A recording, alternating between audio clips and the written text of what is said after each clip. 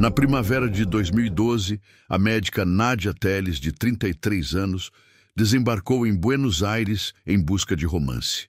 O que deveria ser um encontro charmoso no bairro de Palermo se transformou em um pesadelo silencioso. Dentro de um apartamento, um convite para um drink a levou a uma descoberta aterrorizante: um armário secreto, sem puxador, que se abriu com um clique eletrônico.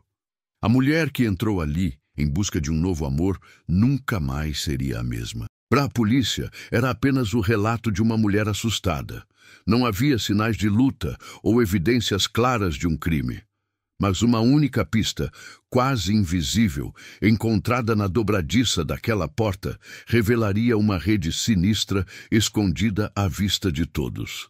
Esta é a história completa do que realmente se escondia atrás daquele armário e do convite que quase custou a vida de Nádia. Se você gosta desse tipo de conteúdo, diga-nos de onde está assistindo e inscreva-se no canal para acompanhar nossos vídeos diários. Em outubro de 2012, a médica brasileira Nádia Telles, de 33 anos, viajou para Buenos Aires. O motivo da viagem era pessoal.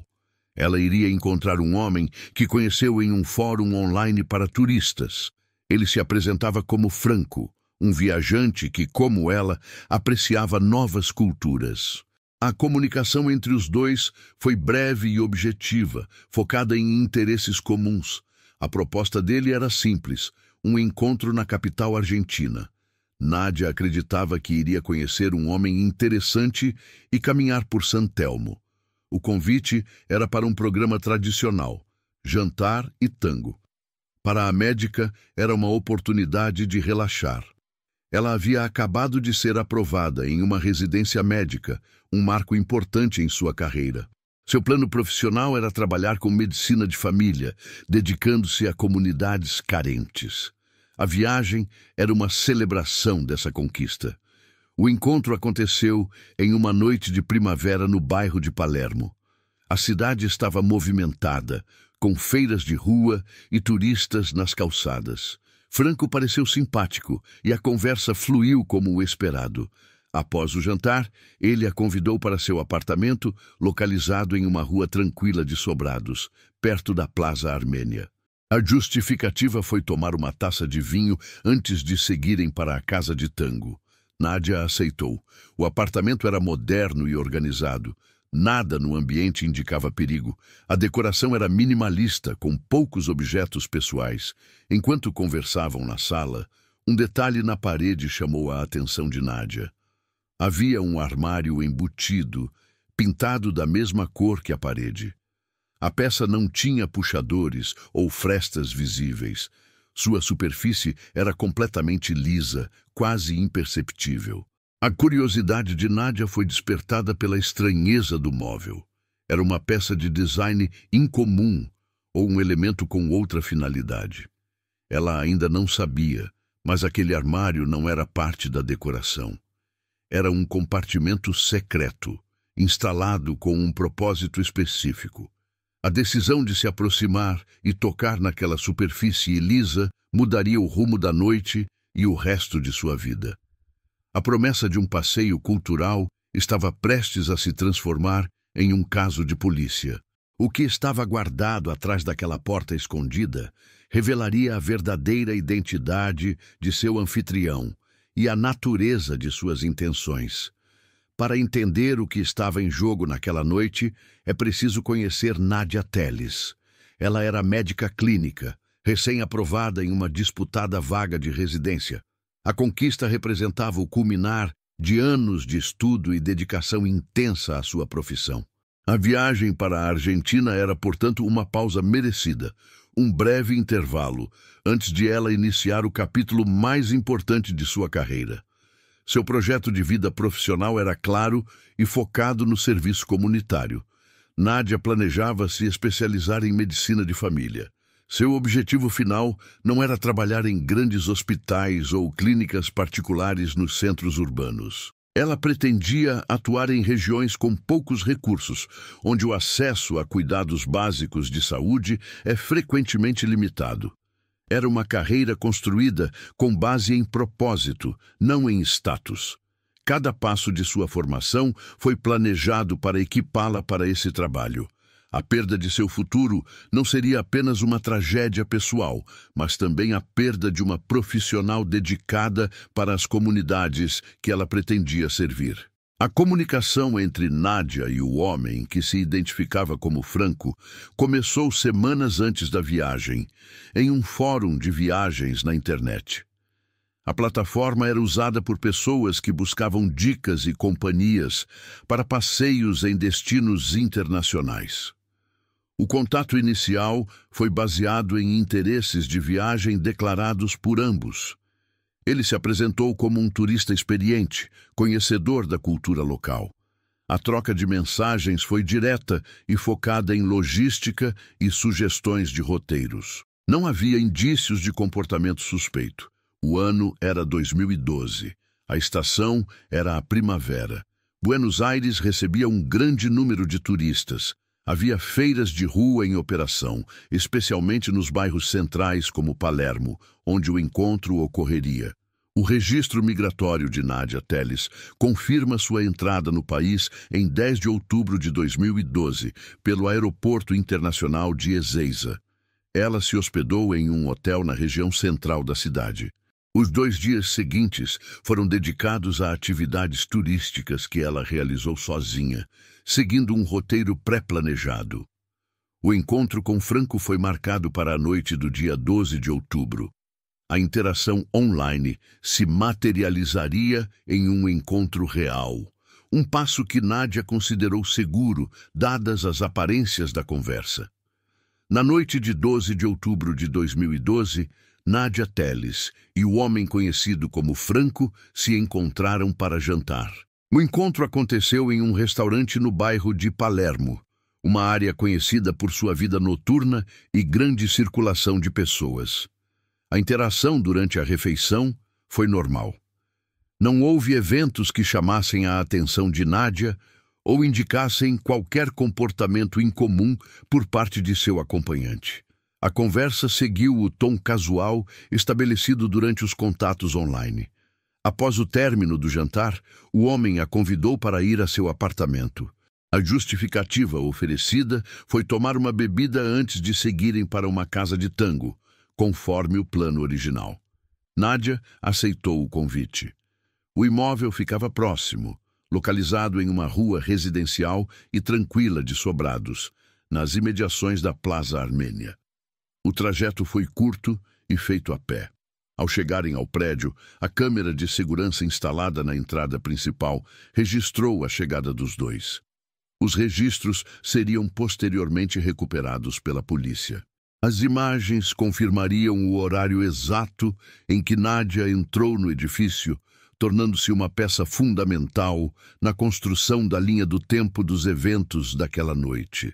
A gravação validou o depoimento da vítima e estabeleceu um ponto cronológico preciso para o início da fase seguinte do encontro. Nádia entrou no apartamento.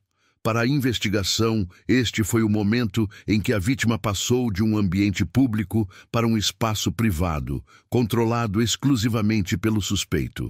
O interior do apartamento era coerente com a primeira impressão. O espaço era organizado e a decoração minimalista. Havia poucos móveis e quase nenhum objeto pessoal à vista, o que reforçava a imagem de um local de passagem, talvez de um viajante frequente. Enquanto conversavam na sala de estar, Nádia observou as paredes do cômodo. Foi então que notou uma anomalia. Em uma das paredes, havia o que parecia ser a porta de um armário embutido. O detalhe que chamou sua atenção foi a ausência completa de contornos ou ferragens. A superfície era perfeitamente lisa e estava nivelada com a parede, sem qualquer fresta ou junta visível. A pintura era idêntica à do restante do ambiente, uma tentativa clara de camuflagem. Mais importante, o objeto não possuía puxadores, maçanetas ou qualquer tipo de mecanismo de abertura aparente. Era uma placa retangular inserida na alvenaria, cuja função não era imediatamente clara. Em um ambiente onde tudo era funcional e simples, aquele elemento se destacava por sua estranheza. Não se tratava de uma escolha de design comum. Armários embutidos, mesmo os mais modernos, possuem formas de acesso. Aquele, no entanto, parecia selado. A observação inicial, puramente casual, transformou-se em um ponto de foco. A ausência de qualquer mecanismo de abertura visível era a principal anomalia. Aquilo não era apenas uma peça de mobiliário. Era uma estrutura deliberadamente dissimulada. A semente da suspeita foi plantada. A percepção de Nádia sobre o ambiente e sobre seu anfitrião começou a mudar. Movida pela estranheza da estrutura, Nádia se levantou e caminhou em direção à parede. A lógica indicava que deveria haver um mecanismo de abertura, mesmo que oculto. Ela estendeu a mão e passou os dedos pela superfície lisa, procurando por qualquer reentrância ou ponto de pressão. No instante em que sua mão deslizou sobre uma área específica, um som seco e metálico quebrou o silêncio do ambiente. Era um clique eletrônico, inconfundível, vindo de dentro da parede. Imediatamente, uma seção retangular da parede se moveu para dentro e, em seguida, deslizou para o lado, revelando uma cavidade escura. A porta não tinha dobradiças convencionais. Operava sobre um trilho magnético. O movimento foi silencioso e preciso, evidenciando uma instalação profissional. O que estava dentro, no entanto, não tinha relação com design ou funcionalidade doméstica. O interior do compartimento era raso e estava meticulosamente organizado em prateleiras estreitas. O conteúdo era uma coleção de objetos que, juntos, formavam um cenário de premeditação. Primeiro, Nádia viu as máscaras. Eram máscaras brancas, sem expressão, que cobriam o rosto inteiro, com aberturas apenas para os olhos e a boca. Ao lado delas, havia embalagens de seringas descartáveis, todas lacradas e com agulhas intactas. Em uma prateleira inferior, estavam empilhadas braçadeiras de plástico, do tipo usado como algemas temporárias. Havia também pequenas capas de tecido camuflado, projetadas para ocultar câmeras de vigilância em miniatura. Para qualquer pessoa, a coleção de itens seria alarmante. Para uma médica, o significado era imediato e inequívoco. As seringas lacradas não eram para uso médico convencional naquele contexto. As braçadeiras e as máscaras não tinham qualquer finalidade legítima. As capas de câmera confirmavam uma intenção de vigilância oculta e gravação ilegal. Cada item era uma ferramenta para um propósito específico. O anfitrião simpático, o turista interessado em cultura, desapareceu. Em seu lugar, surgiu o perfil de um indivíduo com intenções calculadas. O apartamento deixou de ser um lar e se tornou o cenário de um plano. A conversa, o jantar e o convite para tomar um vinho eram apenas etapas de um processo. O armário secreto era o depósito dos equipamentos necessários para a fase seguinte. Eram 23 horas do dia 12 de outubro de 2012. O depoimento de Nádia à polícia registraria este momento como o ponto de virada.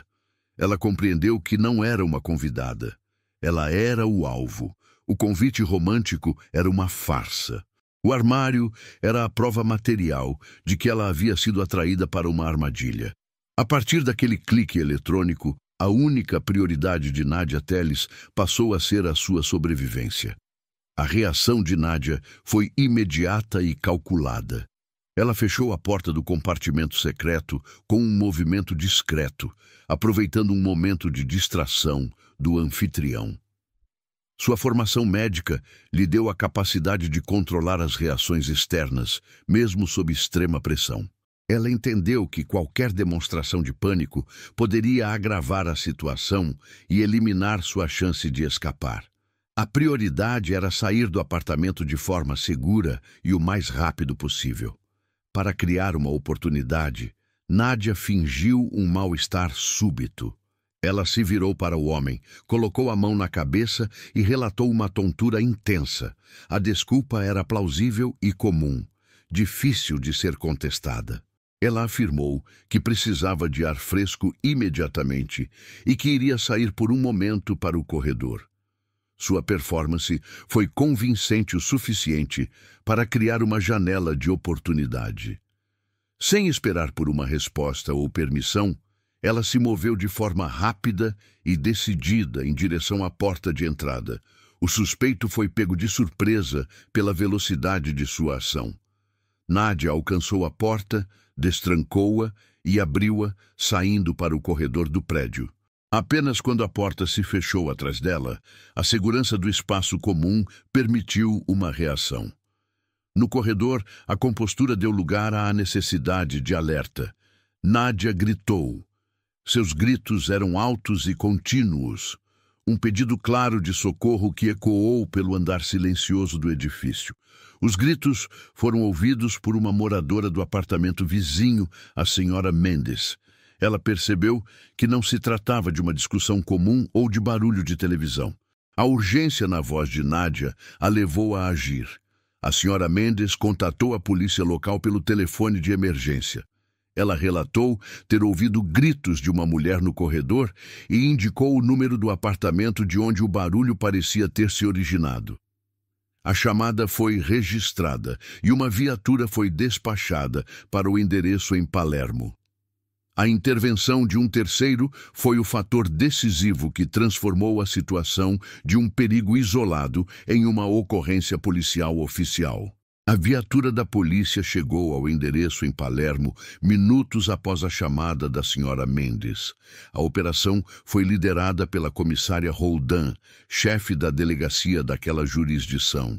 Os oficiais encontraram Nádia Telles no corredor, visivelmente abalada, mas fisicamente ilesa.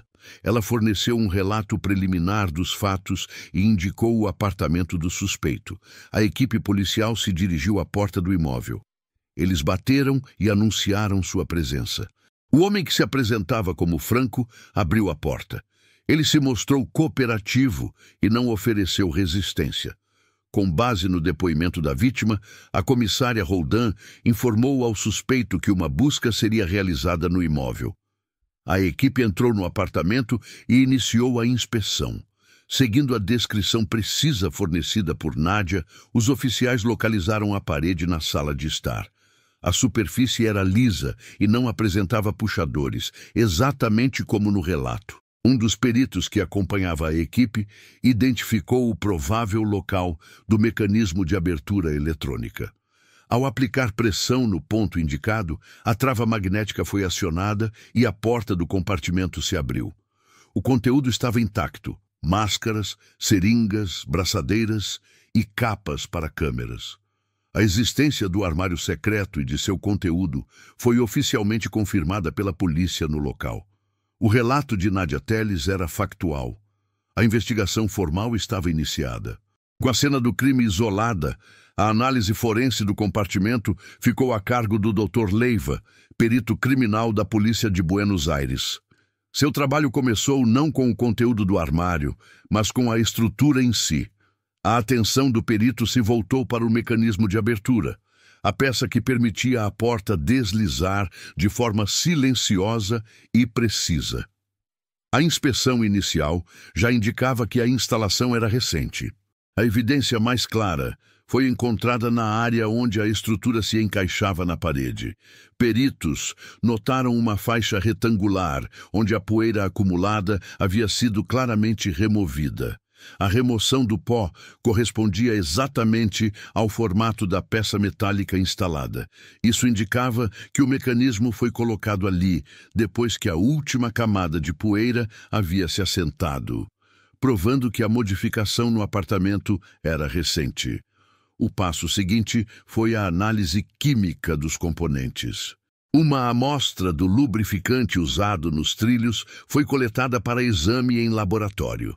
A análise microscópica revelou a presença de um resíduo de lubrificante industrial. Dentro desse lubrificante, o Dr. Leiva identificou microfragmentos de silicone. A composição química do material era específica e conhecida pelos laboratórios forenses. Era um composto tipicamente utilizado em travas magnéticas de alta precisão, projetadas para operar de forma silenciosa e sem mecanismos visíveis. A pista na dobradiça não deixava dúvidas. A estrutura não era original do imóvel. Era uma adição clandestina e recente, instalada com tecnologia específica para ocultação. O depoimento de Nádia sobre o clique eletrônico que abriu a porta estava agora validado pela ciência.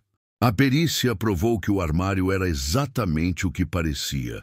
Um compartimento secreto deliberadamente construído para não ser encontrado.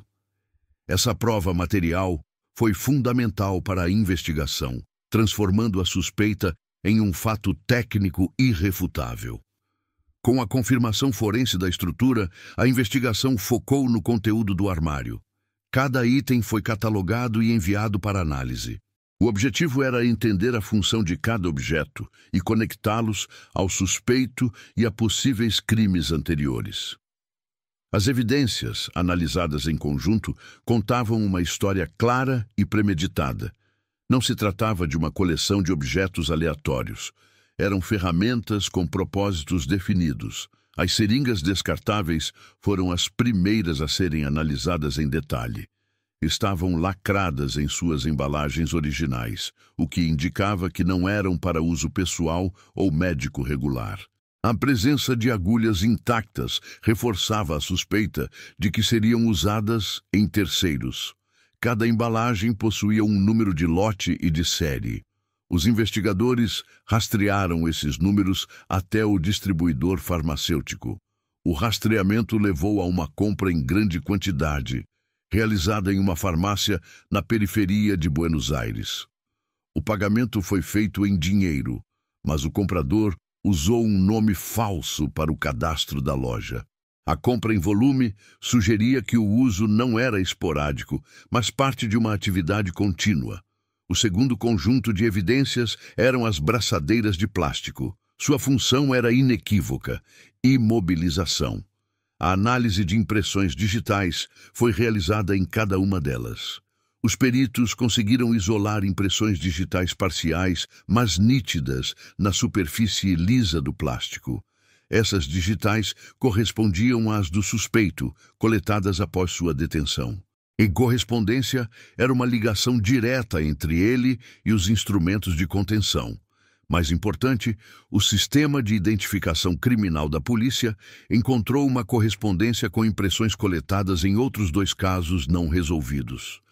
Eram casos arquivados como desaparecimentos temporários, nos quais as vítimas relataram ter sido drogadas e contidas, mas não conseguiram identificar o agressor ou o local.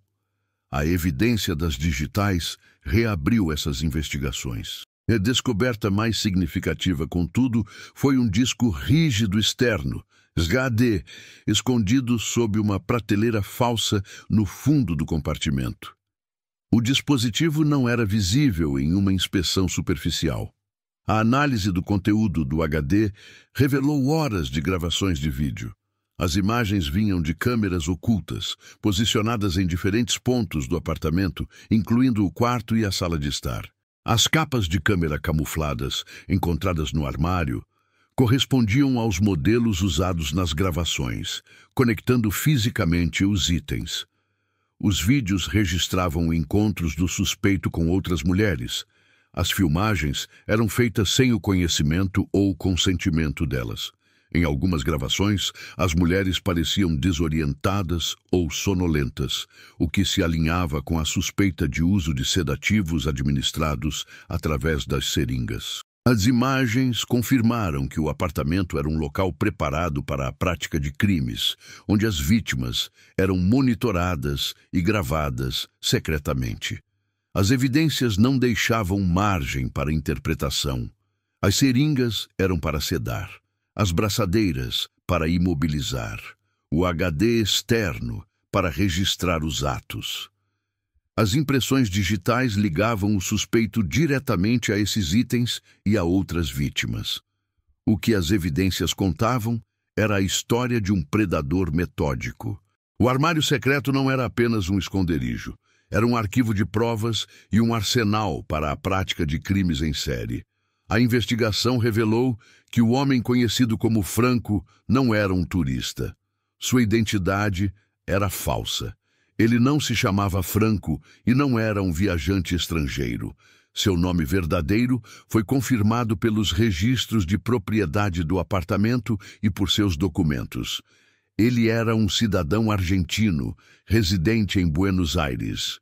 A descoberta de sua real identidade foi o primeiro passo para entender a motivação de seus atos.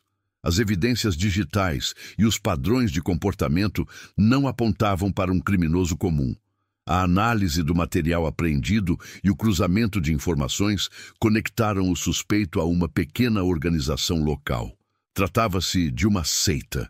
O grupo se dedicava a recrutar mulheres, principalmente estrangeiras, para o que eles descreviam internamente como rituais de iniciação.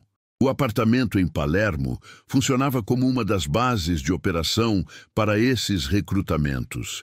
O armário secreto, portanto, não era um esconderijo pessoal. Era um depósito de equipamentos padronizados, usados pela organização. Cada objeto tinha uma função específica dentro do processo ritualístico. As seringas eram usadas para administrar substâncias que deixavam as vítimas desorientadas e cooperativas. As braçadeiras garantiam a imobilização física. As máscaras serviam para despersonalizar tanto os agressores quanto as vítimas durante os rituais, um método de controle psicológico e intimidação. A identidade de Franco, o turista, era uma ferramenta de recrutamento. A farsa permitia que ele se aproximasse de mulheres em um contexto de aparente segurança e confiança. O alvo preferencial eram viajantes, pois estavam longe de suas redes de apoio familiar e social. A vulnerabilidade de uma pessoa em um país desconhecido era um fator estratégico, explorado pela organização para facilitar o controle sobre suas vítimas. O caso, portanto, mudou de escopo. A polícia não estava mais lidando com os atos de um predador solitário. A investigação agora se voltava para uma rede organizada, com uma estrutura, uma metodologia e um propósito definidos. O homem no apartamento de Palermo era uma peça dentro de uma engrenagem maior. A descoberta da seita levou os investigadores a reexaminar o histórico de ocorrências do prédio. Durante as novas entrevistas, outros moradores do edifício relataram eventos passados que, na época, não pareceram conectados. Os relatos descreviam barulhos noturnos frequentes, vindos do apartamento do suspeito. Os sons não eram de festas ou música alta, o que tornava a situação incomum. Alguns vizinhos usaram a palavra ensaios para descrever o que ouviam. Eles descreviam sons rítmicos e vozes abafadas, que pareciam seguir um padrão repetitivo. Os ruídos ocorriam sempre tarde da noite e duravam por períodos curtos e intensos. Essas ocorrências geraram desconforto na vizinhança, mas a natureza exata da atividade permanecia um mistério.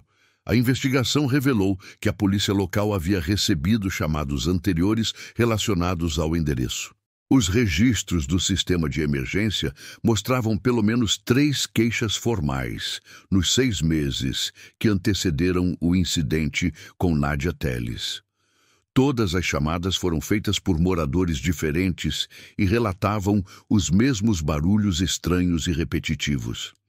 Em todas as ocasiões, as denúncias foram classificadas pelos atendentes como queixas de barulho comum, uma ocorrência rotineira em áreas urbanas densas. Nenhuma viatura foi despachada para verificar a natureza dos sons no local. Os chamados foram encerrados administrativamente, sem qualquer tipo de investigação de campo. A avaliação padrão era de que se tratava de um conflito de vizinhança de baixa prioridade. Essas queixas ignoradas representaram oportunidades perdidas. A atividade da seita já emitia sinais de alerta, mas os sistemas de segurança pública não os interpretaram corretamente. O que para os operadores era apenas ruído, para os vizinhos era um padrão suspeito. O barulho era, na verdade, o som de uma operação criminosa em andamento, oculta em plena vista. Após o incidente, Nadia Telles se tornou a principal testemunha em uma investigação criminal em um país estrangeiro. A situação gerou um conjunto de desafios logísticos e burocráticos. Ela não era mais uma turista, era uma peça central em um processo judicial complexo. Sua família no Brasil foi notificada pelas autoridades consulares. Seu irmão, Dr. Paulo Telles, também médico, assumiu a responsabilidade de coordenar o suporte necessário à distância. A primeira ação de Paulo foi contatar o consulado brasileiro em Buenos Aires.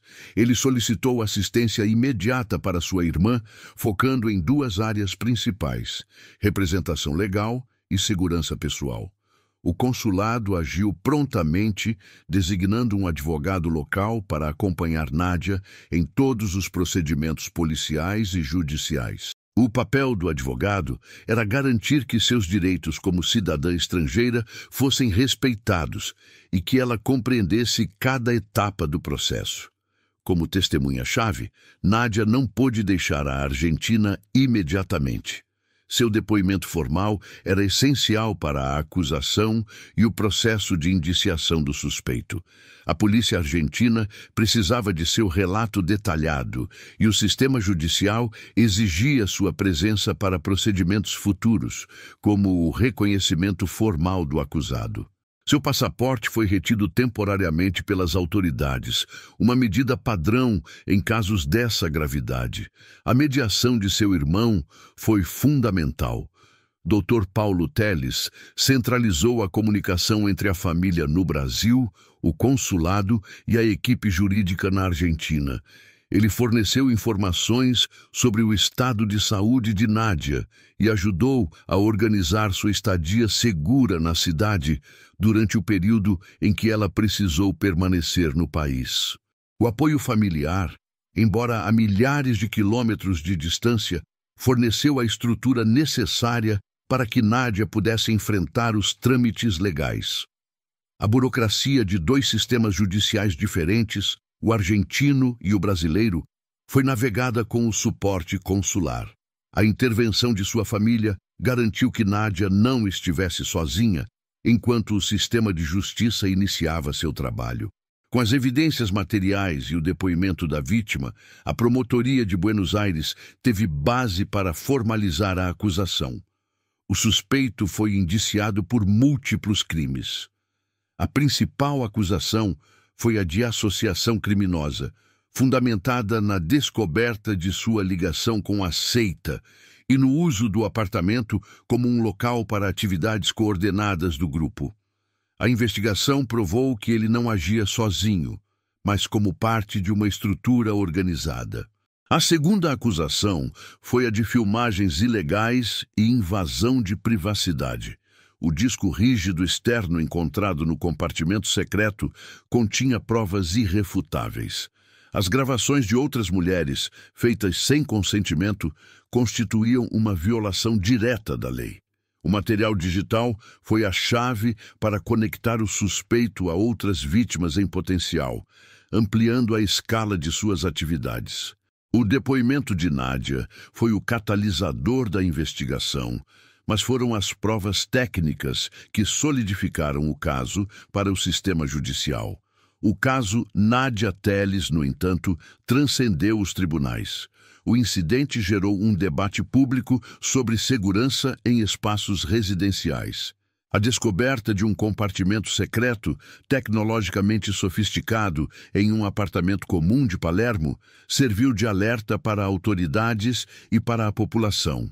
A ideia de que um vizinho poderia manter uma estrutura clandestina para fins criminosos era uma realidade que poucos haviam considerado. Como resultado direto, associações de moradores e administradoras de condomínios em Buenos Aires iniciaram campanhas de conscientização.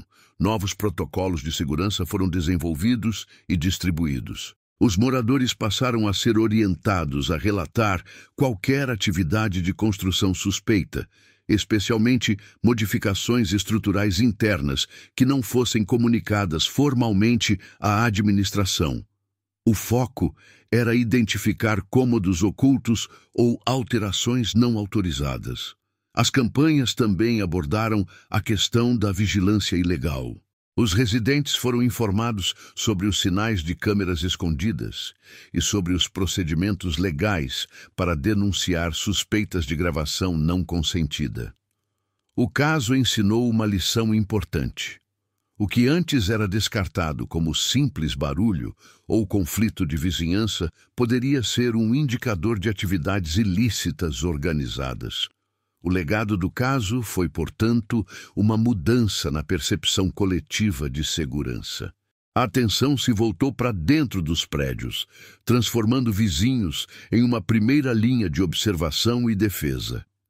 A jornada de Nadia Telles a Buenos Aires começou como uma celebração.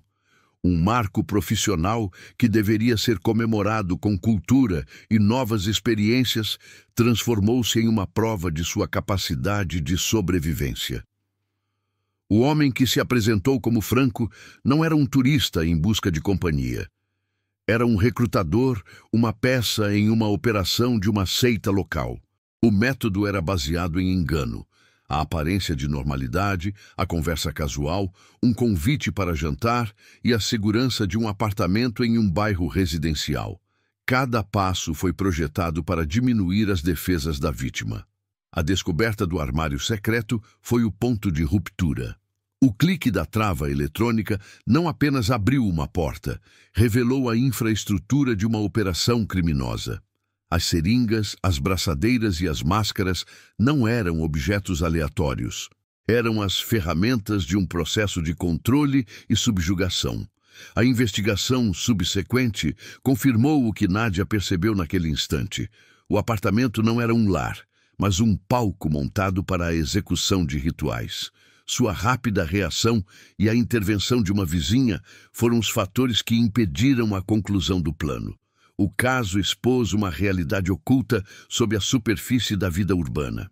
A vigilância não era apenas sobre câmeras, era sobre o estudo do comportamento da vítima, a exploração de sua vulnerabilidade como viajante e a manipulação de sua confiança. Os chamados ignorados pela polícia mostraram como atividades criminosas organizadas podem operar disfarçadas de inconvenientes cotidianos, como o barulho de um vizinho. O legado do caso foi uma mudança na percepção de segurança, forçando condomínios e moradores a reconsiderar os sinais que antes passavam despercebidos. Um encontro marcado pela internet, um convite para um jantar. Ações comuns no mundo moderno. Isso levanta uma pergunta fundamental, que ecoa para além deste caso específico. Até onde um convite romântico pode esconder uma estrutura de controle? O caso de Nadia Telles serve como um registro factual de que a linha entre a confiança e o perigo pode ser tão imperceptível quanto um armário embutido em uma parede lisa.